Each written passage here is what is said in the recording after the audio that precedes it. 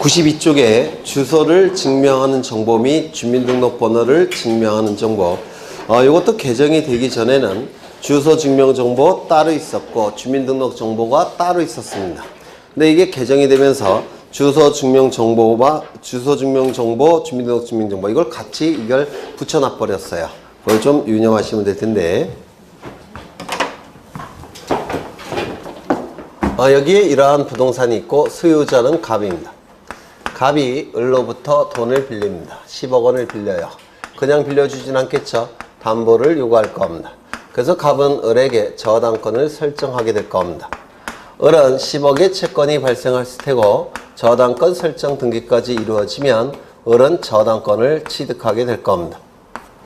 이때 이 등기가 이루어짐으로 인해서 이익이 발생한 자는 누구죠? 을 등기 권리자. 불이익이 발생한 자는 누굴까요? 갑 등기 의무자. 그래서 갑과 을은 등기소에 가서 등기를 공동으로 신청하게 될 겁니다.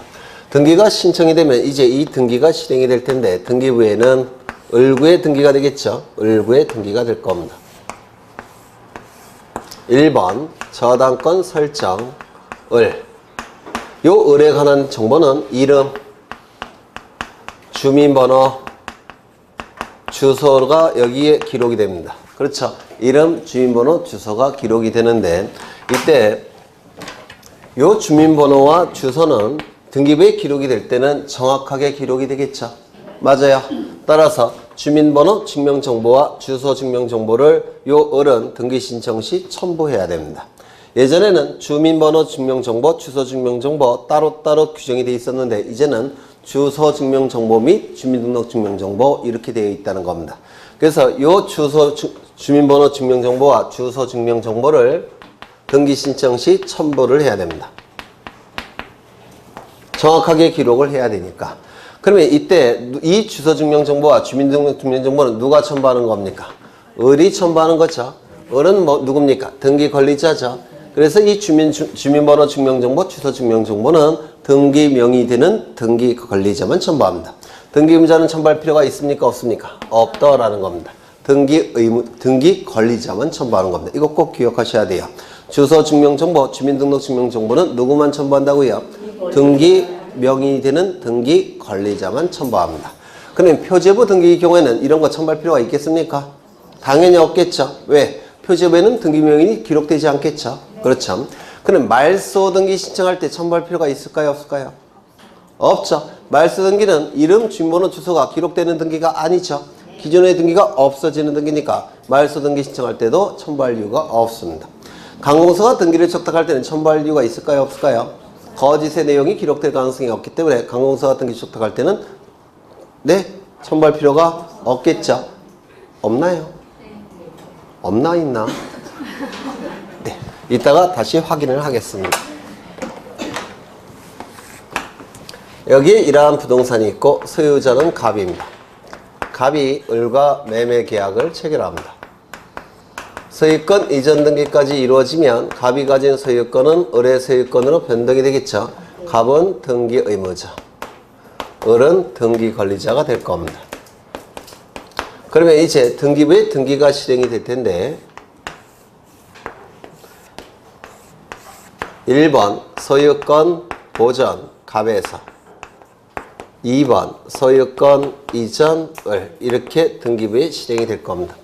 이때 이 등기를 통해서 을은 등기부에 새롭게 기록이 될 텐데 이름도 기록할 테고 주민번호도 기록할 테고 주소도 기록하겠죠. 따라서 이 을은 뭘 첨부한다고요? 주민번호 증명정보와 주소 증명정보를 첨부합니다. 이때 소유권 이전 등기만큼은 소유권이 넘어가는 등기죠. 따라서 이 소유권이 넘어가는 등기라서 요 등기 의무자도 주소 증명 정보는 첨부해야 됩니다. 왜냐면 요 갑이 서울에 살고 있는 갑이에요. 그런데 여기에 갑은 주소지가 어디로 되어 있냐면 부산으로 되어 있다는 겁니다. 그러면 같은 사람일까요? 다른 사람일까요? 다른 사람이죠. 그래서 타인의 부동산을 권리가 없는 상태에서 처분할 가능성이 있기 때문에 소유권만큼은 이건 반드시 등기의무자도 주소 증명 정보를 첨부해야 됩니다. 무권리자의 처분 행위를 방지하기 위해서. 맞아요. 이거 이해가 되실까요? 소유권 이전 등기만큼은 누구도 뭘 첨부한다고요? 등기 의무자도 주소 증명 정보를 첨부합니다. 그러면 이 주소 증명 정보를 첨부했더니 얘는 서울이고 얘는 부산이라고 한다면 등기관은 등기를 해줄까요? 안 해줄까요? 안 해주는 겁니다. 동명이인일 테니까. 맞아요? 그러면 만약에 이 주소 증명 정보에 서울이 아니라 부산으로 돼 있다면 이거는 같은 사람이겠죠? 이때는 등기를 해줄 겁니다. 정리하죠. 이 주소 증명 정보와 주민등록 증명 정보는 등기 명의 되는 등기 관리자만 첨부합니다. 다만 소유권 이전 등기만큼은 등기 의무자도 뭘 첨부한다고요? 주소 증명 정보는 첨부해야 합니다. 무권리자의 처분행위가 나타나는 것을 방지하기 위해서. 이거 이해가 되실까요? 그렇죠. 을은 병과 매매 계약을 체결합니다. 소유권 이전 등기까지 이루어지면 을의 소유권은 병의 소유권으로 바뀌겠죠. 이 병은 등기 관리자가 될 테고 그 다음에 갑은 이제 등기 의무자가 되겠죠. 등기 의무자가 될 겁니다. 그래서 이렇게 등기소에 가서 등기를 신청하게 될 겁니다. 병은 무엇을 첨부할까요? 주소 증명정보와 주민등록 증명정보를 첨부하죠. 그 다음에 소유권 이전 등기니까 요 을도 뭘 첨부할까요? 주소 증명정보를 첨부합니다. 여기까지 되셨을까요? 그렇죠. 이때 요 을이 등기 관리자일 때는 주소지가 어디냐면 경기도입니다. 경기도예요. 그 다음에 이때 경기도에서 이 등기를 한 건 이렇게 등기를 신청할 때 을은 주소지가 경기도입니다. 그런데 경기도에서 이사를 했습니다. 어디로 이사했냐면 서울로 이사를 했다라는 겁니다. 그래서 등기를 신청할 때는 주소지가 어디냐면 서울입니다.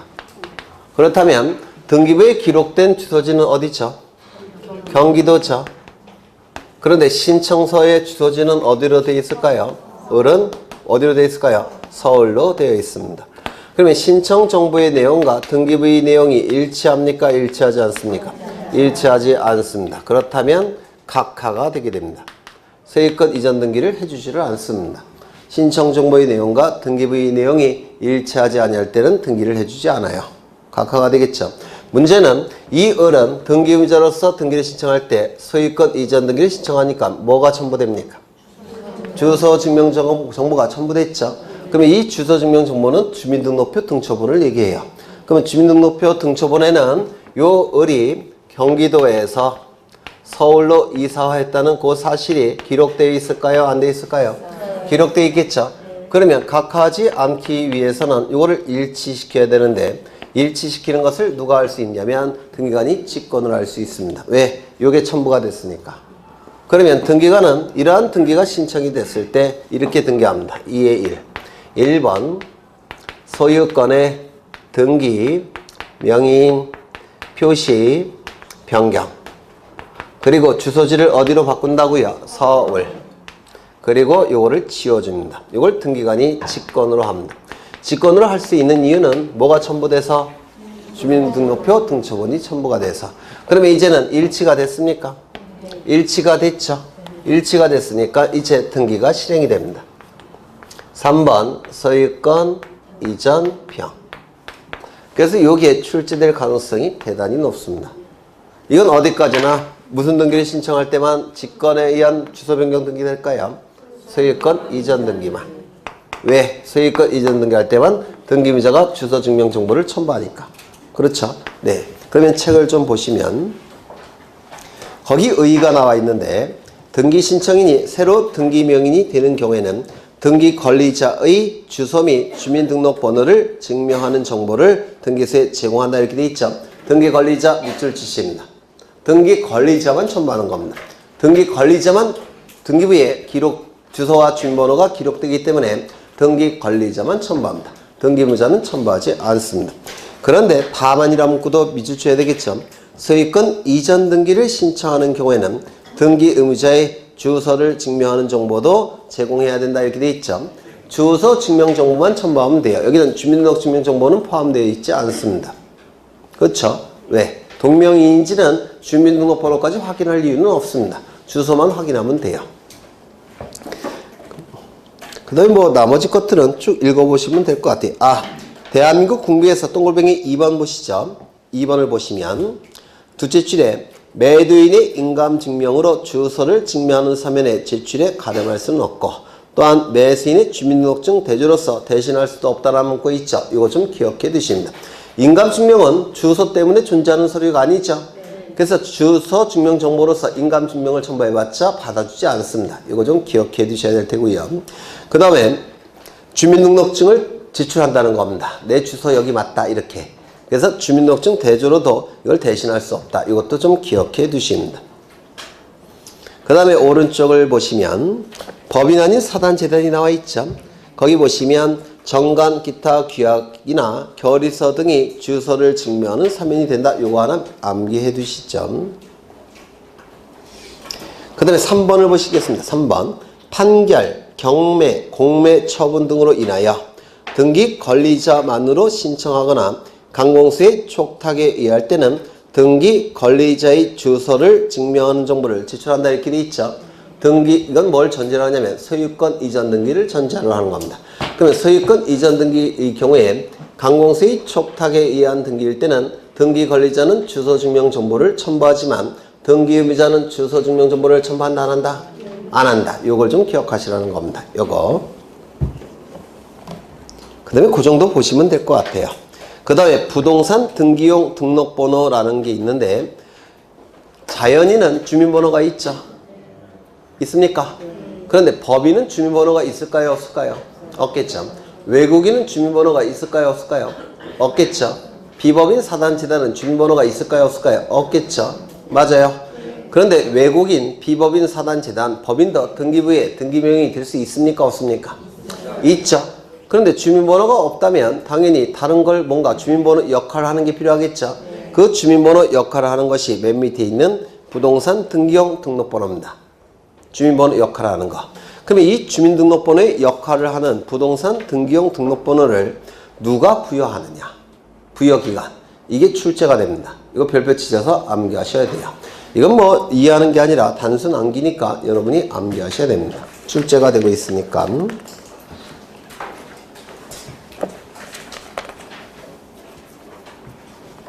거기 위에 4번, 5번을 보시면요. 이건 예전에 종종 출제가 됐던 건데 원고가 미등기 부동산에 관하여 소유자를 피고로 하여 소유권 이전 등기 절차의 이행을 명하는 판결을 받은 후 피고를 대위하여 보전 등기를 신청하는 경우 보전 등기 명의인인 피고의 주소를 증명하는 정보를 제출한다. 이게 무슨 뜻이냐면 지금 피고가 등기를 신청해서 피고 이름으로 등기가 돼야 되는데 피고가 등기를 신청하지 아니할 때는 채권자가 대신 신청할 수 있죠. 맞아요. 그럼 채권자가 대신 신청할 때 등기부에 기록되는 자는 누굽니까? 피고겠죠. 그럼 피고가 등기부에 기록되는 거니까 채권자의 주소증명 정보를 첨부하는 겁니까? 피고의 주소증명 정보를 첨부하는 겁니까? 피고의 주소증명 정보를 첨부하는 거죠. 피고가 등기부에 등기되는 거니까. 맞아요.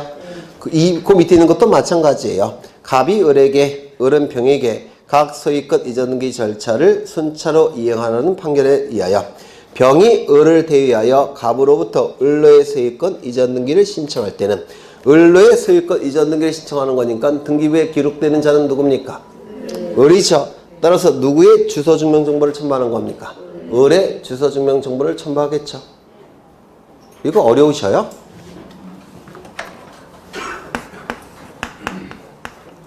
갑이 을과 매매 계약을 체결합니다.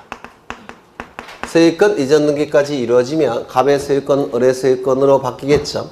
그 다음에 을은 병과 매매 계약을 체결합니다. 소유권 이전 등기까지 이루어지면 을의 소유권은 병의 소유권으로 바뀌겠죠.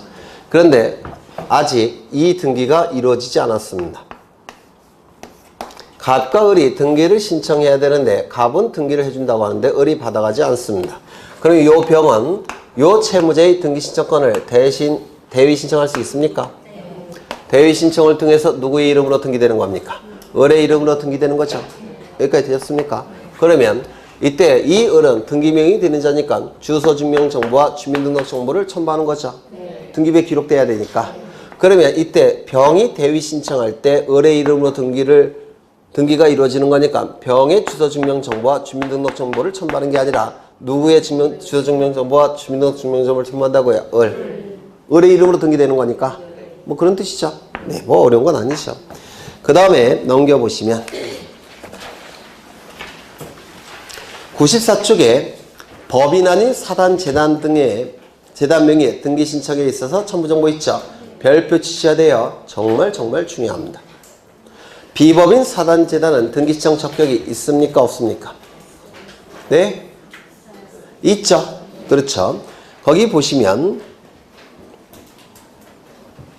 문중, 종중, 그 밖에 대표자나 관리인이 있는 법인 아닌 사단, 재단에 속하는 부동산의 등기에 관하여는 그 사단이나 재단을 등기 관리자 또는 등기 의무자로 하고, 왜요? 비법인 사단, 재단은 등기 신청 적격이 있다고 그랬죠. 그래서 비법인 사단, 재단의 이름으로 등기를 신청하는 겁니다. 다만 사단이나 재단의 명의로 누가 등기를 대신 신청합니까? 대표자나 관리인이 대신 신청하는 거죠. 등기부의 이름이 올라가는 자는 누굽니까? 비법인 사단, 재단. 그런데 팔다리 역할을 한 자가 등기소에 가서 등기를 대신 신청해 줘야 되겠죠. 팔다리 역할을 한 자가 누굽니까? 대표자 또는 관리인. 이게 별거 아닌 것 같은데 시험에 굉장히 잘 나와요. 등기부의 이름이 올라가는 자는 비법인 사단, 재단 자체 이름으로 올라가는 겁니다. 다만 등기를 신청하는 자는 팔다리 역할을 한 자가 신청해야 되니까 대표자나 관리인이 등기를 대신 신청해 줘야 되겠죠. 네, 꼭 기억해 두셔야 되고요. 그 다음에 2번도 시험에 정말 잘 나옵니다. 첨부정보. 정관이나 그 밖의 규약을 첨부해야 되는데 그 이유는 왜 그렇다고 했습니까? 비법인 사단, 재단과 민법상 조합을 구별하는 기준이 뭐라고 했죠? 규칙이라고 했죠. 기억나셔요?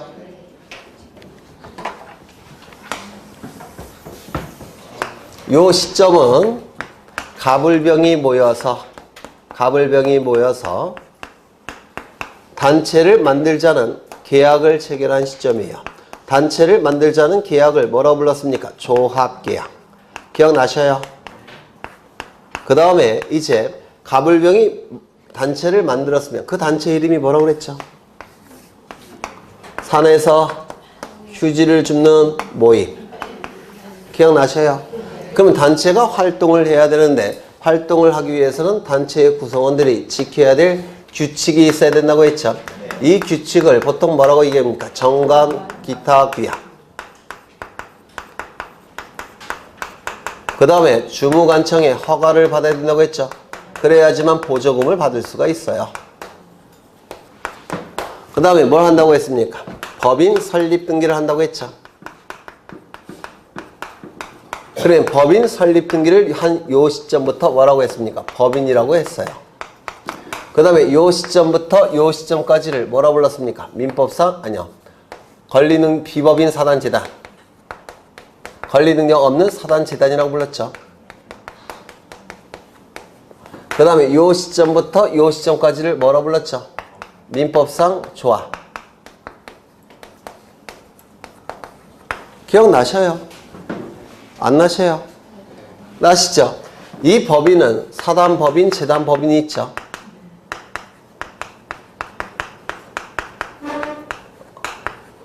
그러면 법인은 사람이니까 등기 신청 적격이 있습니까? 없습니까? 등기 신청 적격이 있다라고 했죠. 그렇죠. 그러면 이 등기 신청을 할 때 누가 등기를 신청한다고 했죠? 대표자가 등기를 신청하죠. 누구의 이름으로? 법인의 이름으로 대표자가 신청하는 것이죠. 맞아요. 그럼 이 대표자의 이름, 주민번호, 주소를 부동산 등기부에 기록을 합니까? 기록하지 않는다고 했습니까? 왜 기록하지 않습니까? 법인 등기부에 이미 공시가 되어 있으니까. 기억나시죠? 그 다음에 이 비법인 사단, 재단에 해당되는 자들이 대표적인 게 누가 있죠? 종주, 교회, 사찰, 또요 정당, 그리고 아파트, 입주자, 대표회의. 이 정도는 외워달라고 했죠. 이때는 등기 신청 적격이 있다라고 했습니까? 없다라고 했습니까? 네? 있다라고 했죠. 등기부에 이름을 올릴 수 있다고 했죠. 등기는 누가 신청한다고 했죠? 대표자나 관리인이 등기를 신청한다고 했죠. 이때 대표자나 관리인은 부동산 등기부에 이름, 주민번호, 주소를 기록합니까? 기록하지 않습니까? 기록한다고 했죠. 그 다음에 요 시점부터 요 시점까지를 민법상 조합이라고 했는데 이때는 규칙이 만들어지기 전 단계이기 때문에 언제나 해체의 가능성이 있다라고 했죠. 해체의 가능성이 있기 때문에 조합의 이름으로 맺을 수 있는 법률 관계가 있다라고 했습니까? 없다라고 했습니까? 법률 관계는 조합의 이름으로 맺을 수 있는 법률 관계는 단 하나도 없습니다. 따라서 등기신청 적격이 인정이 됩니까? 인정되지 않습니까? 등기신청 적격은 인정되지 않는다고 했죠. 그러면 요걸 기준으로 해서 요쪽은 등기신청 적격이 있고 요쪽은 등기신청 적격이 없는 거네요. 그러면 요 기준이 뭡니까?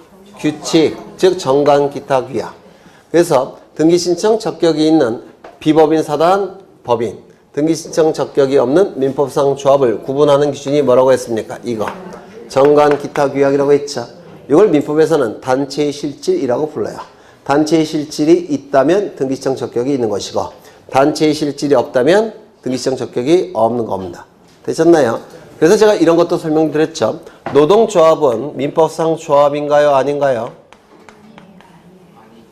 아니라고 했죠. 왜? 정관도 있고 등기도 한다고 했죠. 농업협동조합은요? 농협 아니라고 했죠. 정관도 있고 등기까지 갖춘다고 했죠. 재건축조합은요? 아니죠. 재건축조합도 정관도 있고 등기도 갖춥니다. 다 법인이에요. 그래서 등기신청 적격이 없는 것과 있는 것의 차이점은 이거라고 했습니다. 여기까지 되셨을까요? 그렇다면 하나씩 외워보죠. 첫 번째, 이 비법인 사단재단이 등기를 신청할 때는 자신이 민법상 조합이 아니라는 사실을 등기소에 등기관에게 증명해야 되겠죠. 뭘 첨부해야 될까요? 정관 기타 규약을 당연히 첨부해야 되겠죠. 이거 이해가 되실까요? 두 번째, 이 등기는 비법인 사단재단의 이름으로 등기가 되지만 신청은 누가 신청한다고 했죠? 대표자나 관리인이 신청한다고 했죠. 그러면 이 대표자나 관리인이 등기를 신청할 때는 자신이 대표자나 관리인임을 증명해야 되겠죠. 따라서 대표자나 관리인을 증명하는 정보를 첨부해야 되겠죠. 그런데 만약에 등기부에 이미 그자가 등기되어 있다고 한다면 구태여 증명정보를 따로 첨부할 필요가 있습니까? 없겠죠.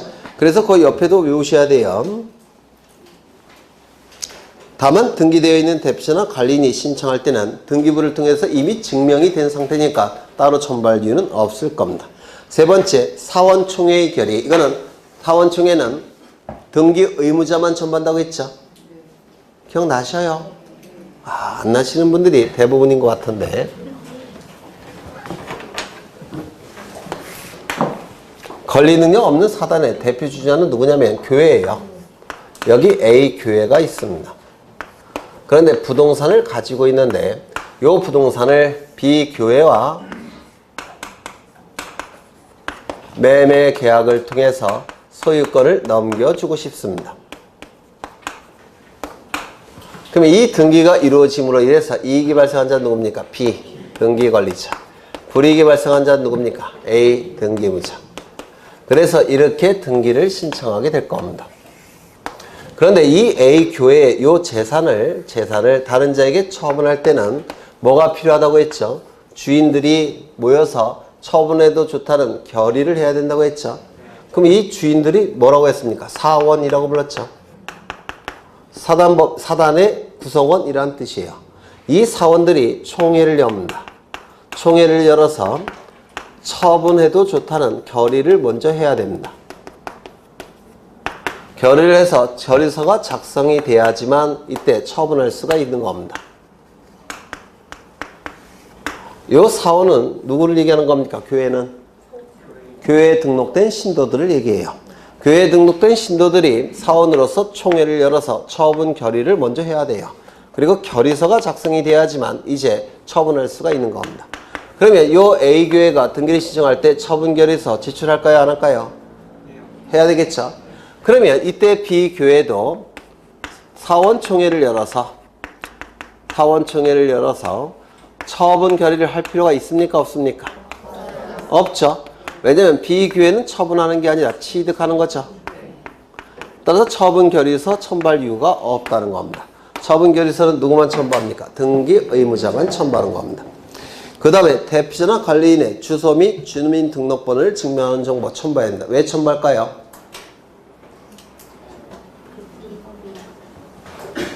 등기부에 대피자나 관리인의 이름, 주민번호, 주소를 기록해야 되죠.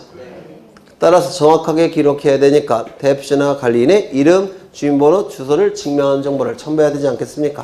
그렇죠. 그래서 이 네 가지를 반드시 외우셔야 되는데 무대뽀로 외우는 건 좀 어려워요. 그래서 좀 이해하고 외우시는 게 좋을 것 같아요. 다시요. 하나부터 다시 보죠. 첫 번째, 민법상 조합이 아니라는 사실을 등기관에게 증명해야 되죠. 따라서 뭘 첨부할까요? 정관, 기타, 귀양. 맞아요. 두 번째, 등기 명의인이 되는 자는 비법인 사단재단이에요. 하지만 등기를 신청하는 자는 누구죠? 대표자나 관리인이죠. 그러면 자신이 대표자나 관리인임을 증명하는 서류를 제출해야 되겠죠. 그렇죠. 다만 등기부에 등기가 되어 있다면 따로 등기부를 통해서 증명이 되니까 따로 첨부할 필요는 없을 겁니다. 그 다음에 등기 의무자는 비법인 사단이니까 사람의 구성원이죠. 아니, 사람이 단체를 형성해서 만든 것이죠. 그래서 사원총회를 열어서 총회 결의서를 첨부해야 됩니다. 이 사원총회 처분 결의서는 등기 의무자만 처분하는 거니까 등기 의무자만 첨부하겠죠. 마지막으로 대표자나 관리인의 이름, 주민번호, 주소가 등기부에 기록돼야 되니까 대표자나 관리인의 이름, 주민번호, 주소를 증명하는 정보를 첨부해야 될 겁니다. 요 네 가지는 대단히 중요하기 때문에 꼭 외워두셔야 돼요. 나온다 이렇게 생각하셔야 됩니다. 그 다음에 거래가액의 등기를 볼 건데요.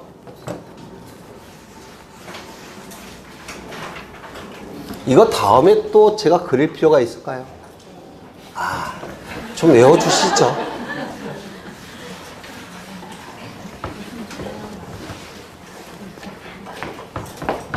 이 거래가액의 등기도 시험에 대단히 잘 나오는데요. 이것도 여러 번 한 거예요. 요 시점은 2006년도 1월 1일을 기준으로 합니다. 2006년도 1월 1일을 기준으로 해서 그 이후에 갑이 이 부동산에 대해서 을과 계약을 체결합니다. 그리고 등기까지 이루어지는 경우 권리가 변동이 되겠죠. 이때 일정한 경우에는 갑과 을이 등기를 신청할 때 부동산 거래계약 신고필증 정보를 등기소에 제공을 해야 됩니다. 일정한 경우에는 갑과 을은 등기를 신청할 때 부동산 거래계약 신고필증 정보라는 것을 등기소에 제공해야 되는데 이 부동산 신고필증 정보 안에는 거래가액이 기록되어 있습니다. 이 안에는. 그러면 이것이 첨부가 되면 등기관은 갑구의 권리자 및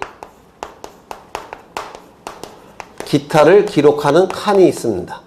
여기다가 거래가액을 기록합니다. 이를 거래가액의 등기라고 불러요.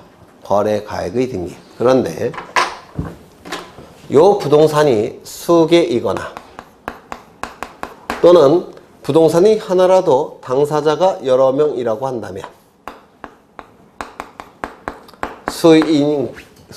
부동산이 수개이거나 당사자가 여러 명이라고 한다면 부동산 거래계약 신고필증 정보 이거 갖고는 해결이 안 돼요. 왜냐면 부동산이 여러 개라고 한다면 여러 개의 부동산이 있다고 한다면 부동산별로 금액이 다 다르겠죠. 따라서 이거 하나 갖고는 안 되고 목록 형태의 뭔가를 또 첨부해야 됩니다. 또한 부동산이 하나라고 하더라도 당사자가 여러 명일 수도 있죠. 그러면 요 여러 명의 사람들이 책임지는 금액이 있겠죠. 여기도 마찬가지입니다. 여러 명이라고 한다면 책임지는 금액이 다 다르겠죠. 따라서 이거 갖고도 안 됩니다. 따라서 목록 형태를 하나 더 제출해야 돼요. 그러면 부동산이 수개이거나 당사자가 수인일 때는 이때는 부동산 거래계약 신고필증 정보뿐만 아니라 매매 목록이라는 것도 같이 첨부합니다. 매매 목록이 첨부가 되면 마찬가지로 갑구의 권리자 및 기타란에 여기다가 무엇을 기록하느냐면 매매 목록 번호를 첨부하는 겁니다. 아니, 기록하는 겁니다.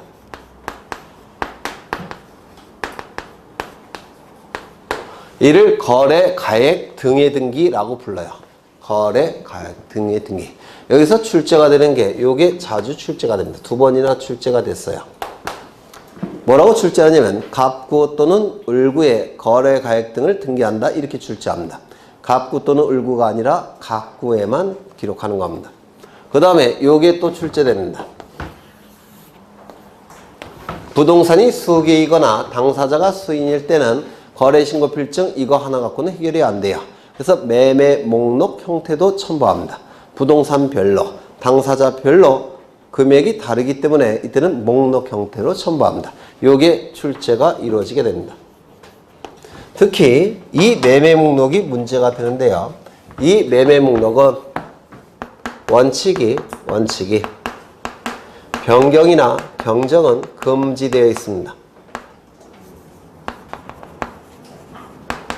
매매 목록은 한번 작성이 되면 이걸 고칠 수가 없어요. 왜냐면 자유롭게 고칠 수 있도록 하게 되면 위조 변제의 가능성이 높아지기 때문에 이 매매 목록은 원칙이 변경이나 경정은 허용되지 않습니다. 다만 예외가 2가지가 있는데요. 첫 번째, 당초의 신청에 착오가 있는 경우.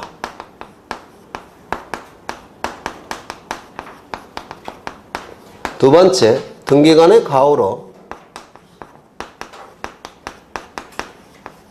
잘못 기록한 경우.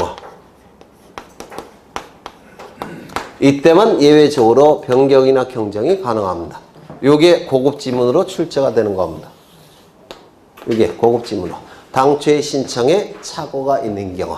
등기관의 가오로 잘못 기록된 경우. 그때 한해서 변경이나 경정이 가능합니다. 다른 경우는 고칠 수가 없습니다. 되셨을까요? 그렇죠. 그 다음에 여기서 제일 궁금해야 하실 것은 이거예요. 그러면 구체적으로 요 거래 가액 등의 등기를 하는 경우는 어느 경우인가? 이걸 궁금해 하셔야 돼요. 첫 번째, 등기 원인 증서가 매매 계약서일 때.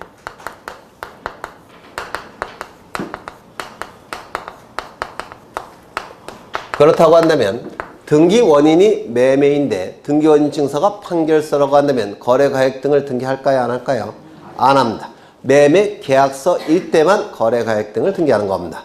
등기 원인이 매매일 때가 아니라 등기 원인 증서가 매매 계약서일 때 그때만 거래 가액 등을 등기합니다. 두 번째 등기의 목적이 소유권 이전 등기를 목적으로 할 때 그때만 거래 가액 등을 등기합니다.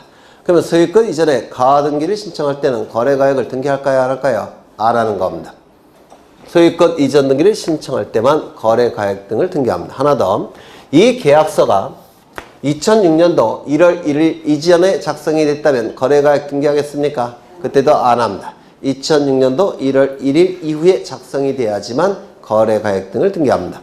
그래서 이 거래 가액 등의 등기도 출제될 가능성이 굉장히 높은 부분이에요. 다 여기서 나와요. 조금 어렵게 출제가 되면 여기나 여기서 나오게 될 겁니다. 쉽게 출제가 되면 여기나 여기서 출제할 겁니다. 그러면 책을 통해서 확인을 해보면 거래 가액 등기 대상 나와 있는데 2006년도 1월 1일을 기준으로 합니다. 이 거래 가액 등을 등기하는 경우는 2가지 외우셔야 돼요. 첫 번째, 등기 원인 증서가 뭐일 때? 매매 계약서일 때. 두 번째, 등기의 목적이 뭐일 때? 소유권 이전 등기를 목적으로 할 때. 이때 소유권 이전에 가등기는 포함되지 않겠죠. 그리고 2006년도 1월 1일 이전에 계약서가 작성이 된다면 이때도 포함되지 않을 겁니다. 그래서 거기 1번을 보시면 2006년도 1월 1일 이전에 작성된 매매계약서에 의한 등기 신청 시 거래가액 등기를 한다 안 한다? 안 한다. 2번을 보시면 등기원인이 매매라 하더라도 등기원인 증서가 판결, 조정조서 등 매매계약서가 아니라고 한다면 거래가액 등을 등기한다 안 한다? 안 한다. 3번 매매계약서를 등기원인 증명정보로 제출하면서 소유권 이전 등기가 아닌 소유권 이전 청구권 가등기를 신청할 때는 거래가액 등을 등기한다 안 한다? 안 한다. 다 지문으로 출제되는 겁니다. 그다음에 2번을 보시죠. 매매 예약을 원인으로 한 소유권 이전 청구권 가등기에 의한 본등기를 신청하는 때에는 매매 계약서를 등기원인 증명정보로 제출하지 않는다 하더라도 거래가액을 등기한다. 이거 무슨 뜻인지 이해가 될까요? 아까 등기원인 증서가 매매 계약서일 때만 거래가액을 등기한다고 했죠. 그런데 여기에 보시면 가등기에서 본등기 신청할 때 이렇게 돼 있죠. 그러면 가등기는 뭐 갖고 가등기가 이루어질까요? 아까 잠시 말씀드렸는데 매매 예약. 맞아요. 그러면 매매 예약이 체결되고 민법에서 하실 텐데 요 시점에 시간이 흘러가는데 요 시점은 갑과 을 사이에 매매 예약을 체결한 시점이에요.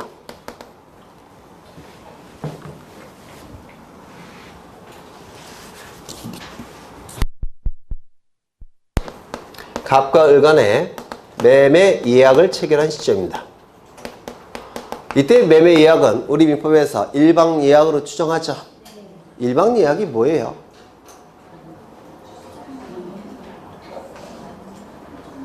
저한테 그런 눈으로 보지 마셔요. 네, 저는 공시법이 주력이라서. 네, 일방 예약이 뭐예요? 예약은 일방 예약으로 추정한다는 건 아셔요? 그것도 처음 들으셔요? 일방 예약은 뭐냐면, 그럼 예약 완결권이라는 건 들어보셨습니까? 아니 뭐 그 설명하기가 힘든데 예약이 체결되면 예약이라는 건 무슨 뜻이냐면 매매를 미리 계약했다 이런 뜻이에요. 미리 예자의 계약이라는 뜻입니다. 그래서 예약이란 말이 미리 체결된 계약을 예약이라고 불러요. 그러면 매매 예약을 체결하면 갑이나 을에게 예약 완결권이라는 권리가 발생하는데요. 예약을 완결할 수 있는 권리라는 뜻입니다. 형성권인데 이 예약 완결권이 두 당사자에게 모두 발생한다면 이건 쌍방예약, 한쪽 당사자에게만 발생한다면 일방예약이라고 불러요. 그러면 우리 민법에서는 매매 예약은 일방예약으로 추정합니다. 따라서 예약 완결권이라는 권리가 한쪽 편 당사자에게만 발생하는 게 원칙이에요. 요 시점에 요 을이 일방 예약이니까 예약 완결권이 요 을에게 있다라고 예를 들겠습니다. 요 시점에 을에게 예약 완결권이 발생합니다. 그 다음에 요 완결의 의사표시를 요 시점에 했다는 겁니다. 예약 완결의 의사표시를 요 시점에 하게 되면 요 시점에 갑과 을 사이에 매매 계약이 이제 성립이 되는 겁니다. 예약이 완결됐으니까. 되셨나요? 그러면 이 예약 완결권은 형성권이라서 을의 완결의 의사표시가 갑에게 도달하면 그 시점에 매매가 딱 성립이 되는 겁니다. 그러면 매매 계약서를 따로 작성할까요? 따로 작성하지 않을까요? 네? 따로 작성하지 않습니다. 완결의 의사표시가 갑에게 도달하자마자 매매가 성립이 돼버리는 겁니다. 그래서 매매 계약서가 따로 없어요. 그러면 매매 계약서를 등기 신청 시 첨부할 수 있겠습니까? 없겠습니까? 처음부터 첨부할 수가 없는 겁니다. 대신 뭐가 있습니까? 예약서가 있겠죠. 예약서를 첨부하는 겁니다. 괜히 했던 생각도 들고. 그래서 우리 등기법은 좀 민법 지식이 있어야 돼요. 그래서 좀 그래야 쉬운데 다시 한번 읽어보죠. 매매 예약을 원인으로 한 소유권 이전 등기 청구권 가등기에 의한 본등기를 신청하는 때에는 매매 계약서를 등기원인 증서로 제출할 수가 없습니다. 계약서가 따로 작성되지 않기 때문에 그렇습니다. 제출하지 않는다 하더라도 거래가액을 등기할 수 있다는 겁니다. 대신 뭐가 제출돼야 될까요? 매매 예약서가 제출돼야 되겠죠. 그렇죠. 그 다음에 오른쪽을 보시면 거래 가액의 등기는 등기부증 어디에 한다고요? 갑구의 권리자 및 기타란에 한다는 것 꼭 기억하셔야 됩니다. 갑구의 권리자 및 기타란에 하는 것이고요. 그 다음에 그 밑에 보시면 2번에 하나 둘 셋 넷째 줄 보시면 셋째 줄 보시면 매매 목록 번호는 전산 정보 처리 조직에 의하여 자동으로 부여되며 1년마다 갱신한다는 문구 있습니까? 요거 밑줄 지시고 기억하십니다. 그 다음에 그 옆에 매매 목록이 동일한 경우에는 동일한 매매 목록 번호를 부여한다. 당연하겠죠. 번호가 동일하다면 같은 번호 부여해야겠죠. 그 다음에 그 옆에 등기된 매매 목록은 당초의 신청에 착오가 있는 경우, 등기관이 가오로 잘못 기록된 경우 이외에는 변경이나 경정을 할 수 있다 없다? 없다. 이 정도 보시면 될 것 같아요. 그 다음에 등기 신청에 치하가 나오는데 치하는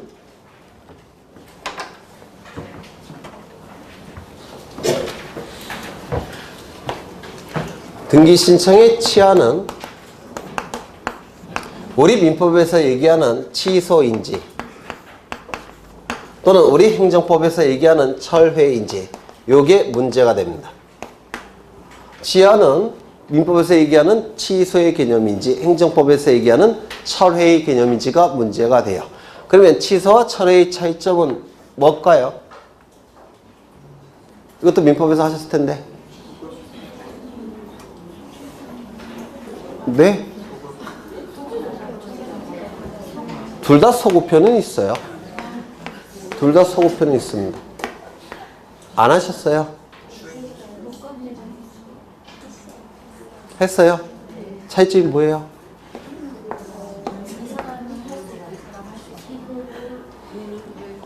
취소의 개념은 법률행위 효력이 일단 발생합니다. 다만 하자에 있는 법률행위이기 때문에 소급해서 무효화시키는 게 취소예요. 철회라는 개념은 법률행위 효력이 아직 발생하기 전에 없는 상태로 돌리는 게 철회의 개념입니다. 다시요. 법률행위 효력이 일단 발생한 다음에 없는 상태로 돌리는 게 취소라는 개념이고 민법에서 쓰는 개념입니다. 철회는 법률행위 효력이 일단 발생하기 전에, 효력이 아직 발생 안 했어요. 발생하기 전에 없는 상태로 돌리는 개념이 철회입니다. 차이점 느끼십니까? 일단 효력이 발생해요. 이거는 효력이 발생하기 전입니다. 되셨을까요? 이렇게 두 개의 차이가 있는데 이때 우리 민법 등기 신청의 취하는 취소로 볼 것이냐 철회로 볼 것이냐가 문제가 됩니다. 어떠한 차이가 있냐면 취소로 보게 되면 등기 신청 행위의 효력이 일단 발생했죠. 발생을 했는데 취소를 통해서 없는 상태로 돌리죠. 그러면 일단 법률 신청행위 효력이 발생하기 때문에 등기관이 일을 한 겁니다. 일을 했기 때문에 수수료 돌려주지 않습니다. 취소로 보게 되면. 그렇죠. 그 다음에 첨부정보도 그 일을 이미 한 겁니다. 첨부정보도 돌려주지 않아요. 그런데 이 철회로 보게 되면 신청행위 효력이 발생하기 전에 없는 상태로 돌아가는 거니까 첨부정보는 그 역할을 수행한 적이 없습니다. 첨부정보 돌려줍니다. 등기관이 일을 안 한 것으로 간주합니다. 따라서 수수료도 돌려줍니다. 이렇게 완전히 효과가 달라요. 이거는 첨부정보도 돌려주지 않고 수수료도 돌려주지 않고 다 돌려줍니다. 그러면 등기신청인에게 유리한 것은 어느 걸까요? 철회가 될 수밖에 없어요. 왜? 돈은 돌려주니까. 되셨을까요? 네. 그래서 우리 대법원은 신청인에게 유리한 개념으로 해석합니다. 철회로 간주하게 돼요. 다 돌려줍니다. 몽땅 돌려줍니다. 그러면 거기 첫째 줄 보시면 철회라는 개념이 나오죠. 그렇죠. 요거 좀 기억해 두셔야 됩니다. 그 다음에 거기 둘째 줄 보시면 등기신청 대리인은 등기신청을 철회하는 경우에는 철회에 관한 특별수건이 있어야 되겠습니까? 있어야 되겠죠. 이 철회, 취하를 하게 되면 없는 상태로 돌아가기 때문에 등기신청행위에 대리건만 있어서는 안 되겠죠. 따라서 이때는 철회에 대한 특별수건이 있어야 된다는 겁니다. 그 다음에 그 밑에 것도 기억하셔야 되죠. 쌍방 대리의 경우에는 등기권리자, 등기무자가 쌍방으로부터 취하에 대한 특별수건을 받은 대리인만이 취하를 할 수가 있습니다. 쌍방 대리인데 한쪽 편 당사자에게서만 특별수건을 받으면 취하의 대리권이 있다고 한다면 취하할 수 있겠습니까? 없겠죠. 왜? 상대방은 예측할 수 없는 손해가 발생할 수가 있기 때문에 그렇죠. 그래서 등기권리자 또는 등기무자 어느 일방만에 의해서 등기신청을 철회할 수 있다 없다? 없다. 기억해 두셔야 되고요.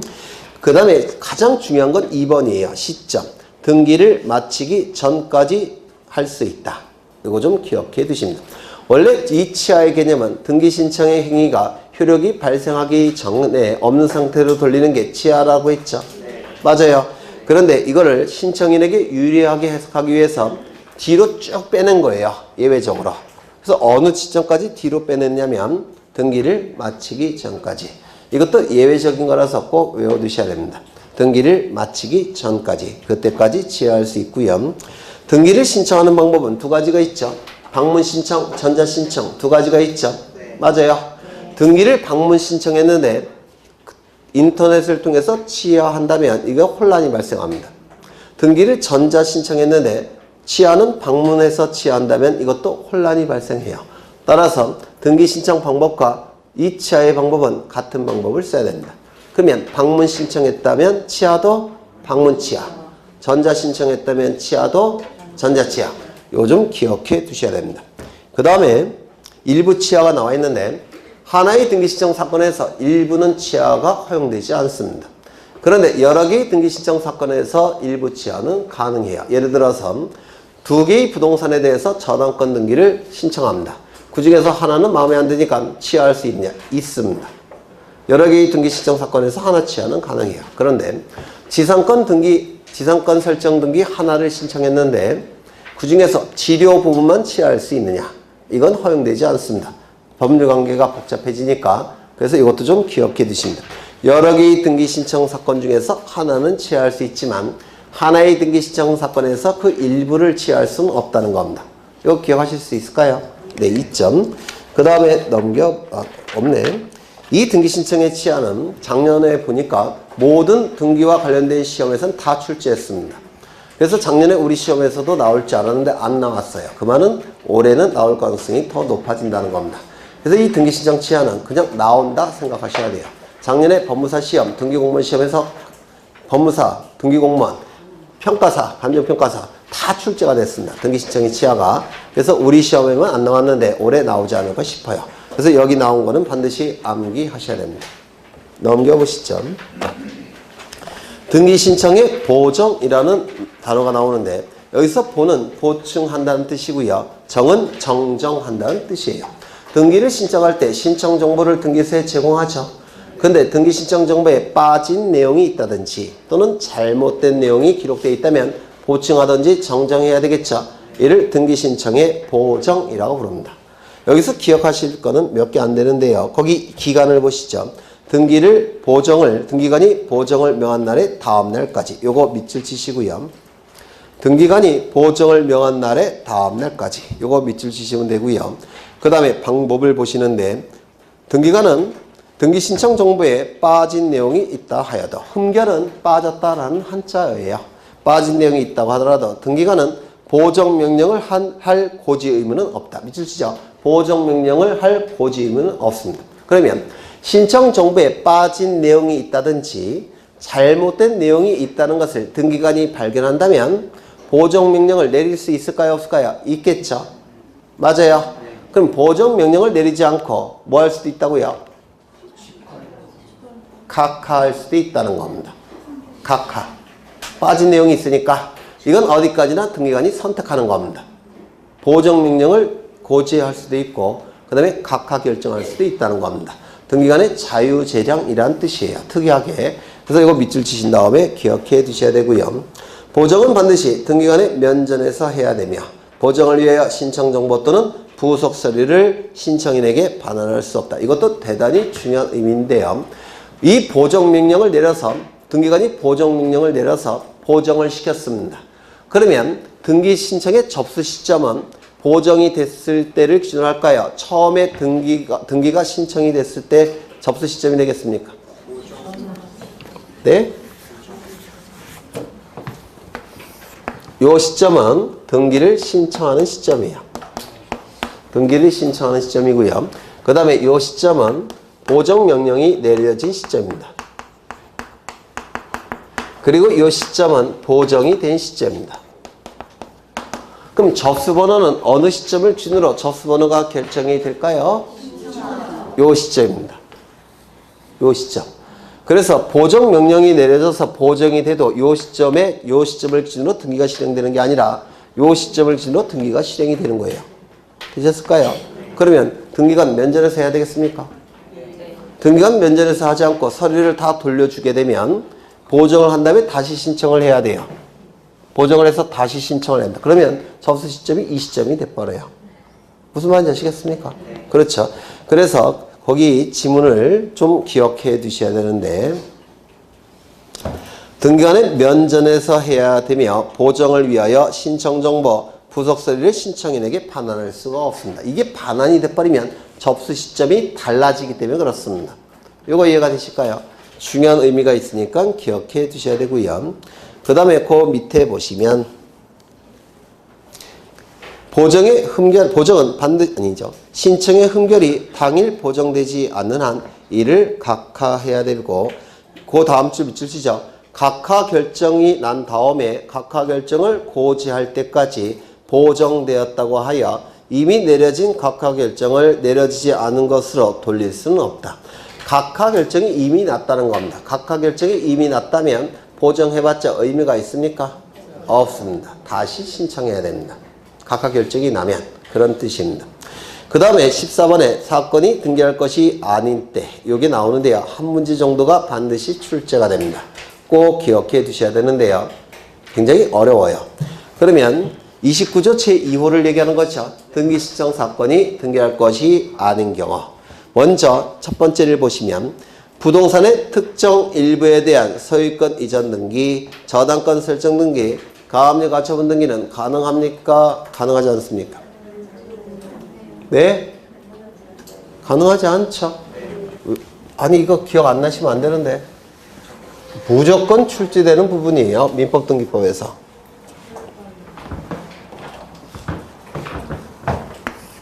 지난 시간에 한 건데 이거 반드시 외우셔야 됩니다. 여기는 부동산 자체의 일부,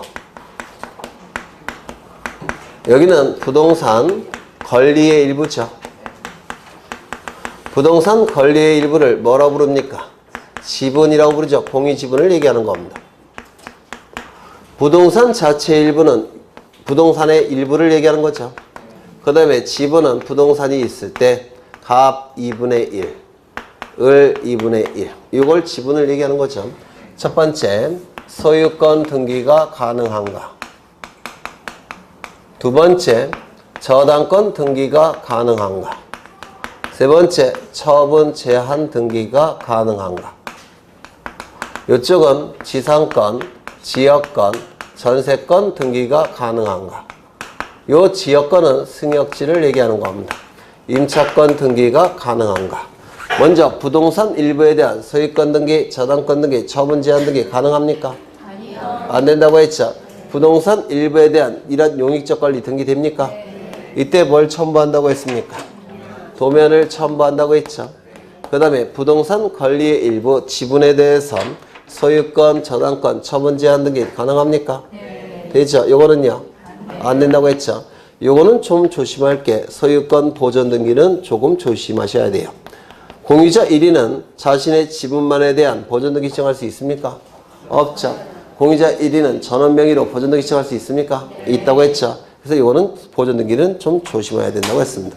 그러면 다시 보시면 1번 부동산 특정 일부에 대한 소유권 이전 등기, 저당권 설정 등기, 가압류 가처분 등기 됩니까? 안 되죠. 29조 제2호에 의해서 각하가 될 겁니다. 오른쪽을 보시면 부동산 소유권 일부 지분이겠죠. 지분에 대한 소유권 이전 등기, 저당권 설정 등기, 가압류 가처분 등기 가능합니까? 이건 되겠죠. 2번 물권적 청구권에 대해서 가등기할 수 있습니까? 없죠. 가등기는 채권적 청구권에 대해서만 가등기할 수 있다고 했죠. 세 번째, 가등기에 의해서 본등기하는 것은 처분입니까? 취득입니까? 취득이라고 했죠. 가등기에 의해서 본등기하는 것은 취득이지 처분이 아니에요. 따라서 처분금지 가처분 등기를 할 수 있습니까? 없습니까? 없다 그랬죠. 가등기 권리를 다른 자에게 이전시키는 것은 처분입니까? 취득입니까? 처분이죠. 그럼 이걸 금지시키는 처분금지 가처분 등기는 가능합니까? 네. 가능하죠. 그래서 3번을 보시면 가등기에 의해서 본등기하는 것을 금지시키는 처분금지 가처분 등기는 허용될 수가 없습니다. 하지만 가등기 권리를 다른 자에게 처분하는 것을 금지시키는 처분금지 가처분 등기는 가능하다고 했죠. 기억나셔요? 네. 4번 수인이 가등기 권리자 중 1인이 자신의 지분만에 관한 본등기 신청할 수 있습니까? 이것도 기억하실 때가 이제 됐는데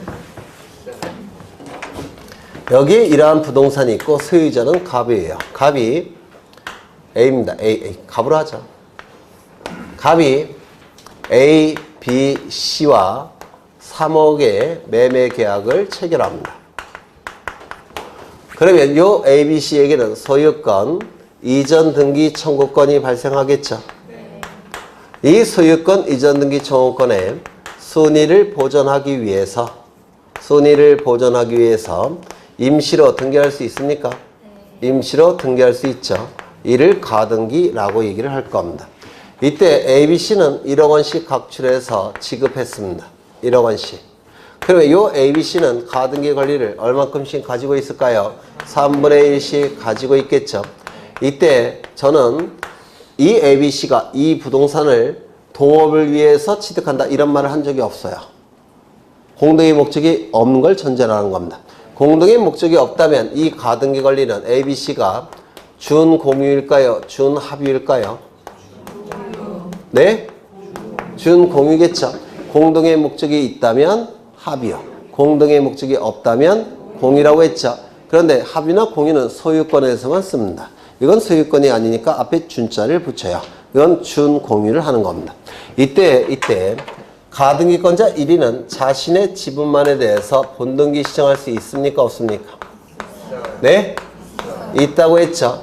A, B, C 사이에는 공동의 목적이 없기 때문에 자신의 지분만에 대한 본등기 신청이 가능합니다. 그런데 가등기권자 1위는 전원 명의로 본등기 신청할 수 있겠습니까? 가등기권자 1위는 전원 명의로 본등기 신청할 수 있겠습니까? 공동의 목적이 없다고 그랬죠. 따라서 전원 명의로 본등기 신청할 수는 없습니다. 이건 허용되지 않아요. 공동의 목적이 없기 때문에. 꼭 기억하셔야 돼요. 가등기권자 1위는 자신의 지분만에 대한 본등기 신청은 가능하지만 전원 명의로 본등기 신청할 수는 없다는 겁니다. 꼭 기억해 두셔야 돼요. 공동의 목적이 없기 때문에 그렇습니다. 그럼 다시 보죠. 4번에 수인이 가등기 권리자 1인이 가등기 권리자 전원 명의의 본등기 신청이 가능합니까? 안 된다고 했죠. 오른쪽을 보시면 수인이 가등기 권리자 중 1인이 자기 지분만의 본등기 신청은 가능합니까? 가능하다고 했죠. 그 다음에 5번을 보시면 공유자 중 1인이 자기 지분만에 관한 소유권 보존 등기 가능합니까? 안 되죠. 그러면 공유자 중 1인이 전원 명의의 보존 등기 가능합니까? 이건 가능하다고 했죠. 그 다음에 공동 상속인 중 1인이 자신의 상속분만에 관한 상속 등기 가능합니까? 안 되죠. 상속인 1인이 전원 명의로 상속 등기할 수 있습니까? 이건 가능하다고 했죠. 합의 지분은 등기부에 기록이 될까요? 안 될까요? 안 된다고 했죠. 그럼 합의 지분이 등기부에 기록되지 않으면 합의 지분에 대한 가압류 가처분 등기 가능할까요? 안 됩니다. 공유 지분은 등기부에 기록이 되죠. 그럼 공유 지분에 대한 가압류 가처분 등기는 가능하겠습니까? 가능합니다. 가압류 가처분 등기의 대상이 되기 위해서는 두 가지 요건이 충족이 돼야 돼요. 첫 번째, 재산적 권리에 대해서만 가압류 가처분이 가능합니다. 재산적 권리에 대해서만. 그렇다면 가압류 가처분 자체에 대한 가압류 가처분이 될까요? 안 될까요? 안 됩니다. 가압류 가처분 등기는 재산적 권리가 아닙니다. 그래서 가압류 등기, 가처분 등기 자체에 대한 가압류 가처분 등기는 허용되지 않아요. 가압류 가처분은 처분 권능만을 제한하기 때문에 재산적 권리가 아닙니다. 첫 번째, 재산적 권리만 가압류 가처분을 할 수가 있습니다. 두 번째, 등기부에 기록된 권리만 가압류 가처분이 가능합니다. 그러면 합의 지분은 등기부에 기록되지 않으니까 가압류 가처분의 대상이 될까요? 안 될까요? 안 됩니다. 두 번째, 등기가 되지 않은 임차권이라고 한다면 즉 점유와 주민등록을 갖춘 대항력이 있는 임차권인 경우에 가압류 가처분의 대상이 될까요? 안 될까요? 안 됩니다. 등기부에 등기가 안 됐다면 가압류 가처분이 안 돼요. 그러면 임차권 등기가 된 임차권은 가압류 가처분의 대상이 되겠습니까? 이건 되는 겁니다. 그래서 가압류 가처분의 대상이 되기 위해서는 첫 번째 재산적 권리, 두 번째 등기부에 기록돼야 됩니다. 그러면 다음에 합유 지분에 대한 가압류 가처분 등기는 허용되지 않고 대신 공유 지분에 대한 가압류 가처분 등기는 허용된다고 했죠. 합의 지분은 등기부에 기록이 되지 않으니까 합의 지분 이전 등기라는 게 존재할까요? 존재하지 않을까요? 존재하지 않습니다. 공유 지분은 등기부에 기록이 되니까 공유 지분 이전 등기라는 게 존재하겠습니까? 존재할 겁니다. 농지에 대한 전세권 등기는 허용됩니까? 안 되죠. 농지에 대한 전세권은 소작제와 너무 유사하기 때문에 우리 민법에서는 금지하고 있습니다. 농지에 대한 전세권 등기는 허용되지 않습니다. 그렇다면 농지에 대한 지상권 등기는 소작지와 관련이 있을까요? 없을까요? 없어요. 왜냐면 지상권은 농사 짓는 권리가 아니죠. 어떠한 권리입니까? 건물, 기타, 공작물, 소유목적, 수목의 소유목적, 농사와 관련이 없어요. 그래서 농지에 대한 지상권 설정은 가능합니다. 그럼 농지에 대한 저당권 설정은 가능할까요? 이것도 가능합니다. 그럼 농지에 대한 임차권 등기는 가능하겠습니까? 이건 예외가 인정이 돼요. 그래서 완전하게 금지되어 있는 것은 농지에 대한 전세권 등기만 완전히 금지된 상태입니다. 그 다음에 구분 건물에 관한 대지권 취지 등기가 있는 경우 토지 건물에 관한 소유권 이전 등기, 저당권 설정 등기가 허용이 되느냐? 될까요? 안 될까요? 이것 좀 보겠습니다. 워낙 중요하기 때문에 다 기억하시겠지만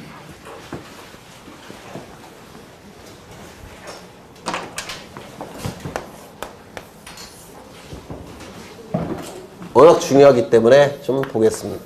예전에 한 거예요.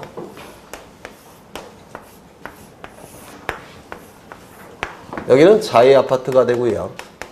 1001동 건물이 될 겁니다. 그리고 101호, 202호, 303호쯤 될 테고요. 이 구분 건물을 소유하고 있는 자는 구분 소유권자라고 부르죠. 맞아요. 구분 소유권자는 구분 건물을 소유하기 위해서는 반드시 무슨 권리가 있어야 된다고 했습니까? 대지 사용권. 대지 사용권은 토지 소유권, 토지 지상권, 토지 전세권, 토지 임차권이라고 했죠. 토지에 대한 권리니까 어느 등기부에 기록돼야 됩니까? 토지 등기부에 기록이 돼야 되죠. 그런데 집합건물 등기부 표제부 하단부에 기록이 되면 대지사용권이라는 이름은 버리고 뭐로 바뀐다고 했습니까? 대지권. 그렇죠. 그래서 대지권 등기가 실행이 됐으니까 이제 대지권으로 바뀌었습니다.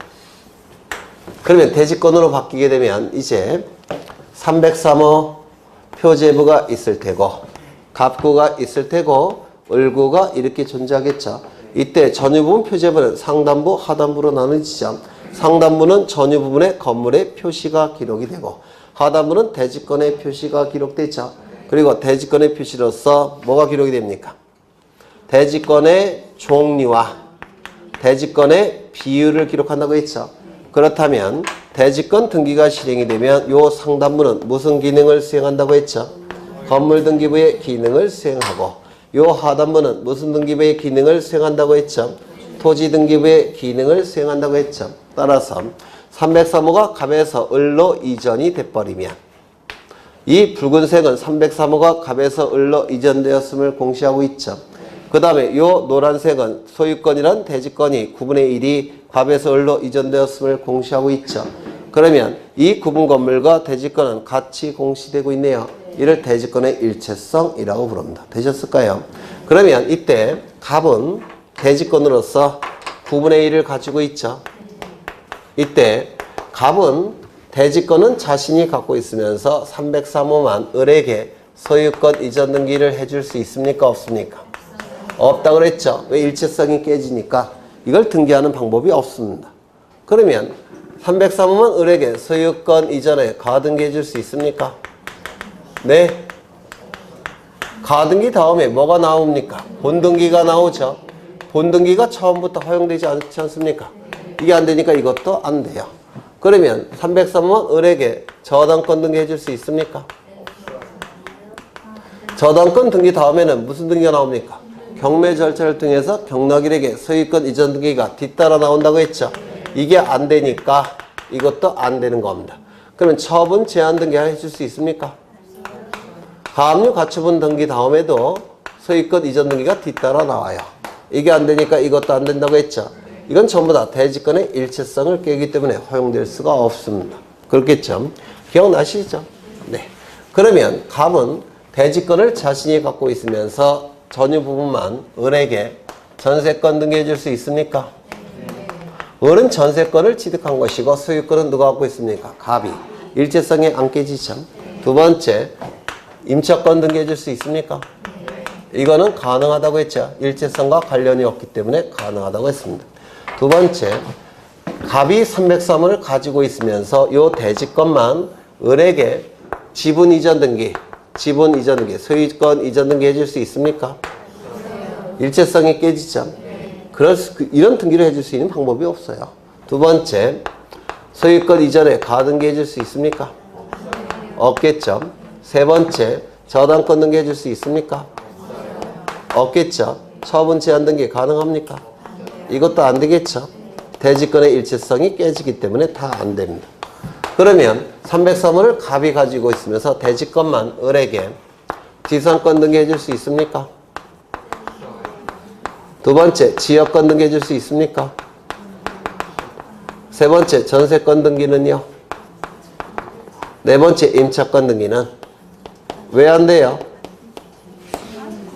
왜 안 돼요? 네, 맞습니다. 지분이니까.